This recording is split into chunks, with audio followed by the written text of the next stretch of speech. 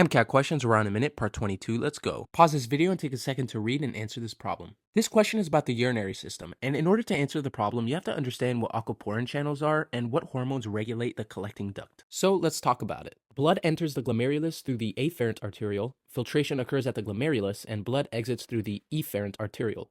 The filtrate enters Bowman's capsule, then flows through the proximal convoluted tubule. This is where the bulk of reabsorption occurs and waste is secreted. In the descending limb of the loop of Henle, water is reabsorbed. It does this passively because of the osmotic gradient in the renal medulla. In the thin segment of the ascending limb, salt is reabsorbed passively. In the thick segment of the ascending limb, salt is reabsorbed actively. And the distal convoluted tubule has a similar function to the proximal convoluted tubule, except to a lesser degree, and it's responsive to aldosterone. And the collecting duct, which has variable permeability and is responsive to both aldosterone and ADH, or also known as vasopressin. Aquaporins and aquaporin channels are just proteins that allow water to pass through them. This can be hinted at by its name, aquaporin. Okay, now let's talk about the important hormones. Aldosterone stimulates salt reabsorption, which indirectly also reabsorbs water, and it stimulates potassium excretion. Atrial natriuretic hormone stimulates salt excretion, and ADH or vasopressin stimulates water reabsorption. So now that we're back to the question, A is wrong because aquaporin channels have to do with water reabsorption, not sodium,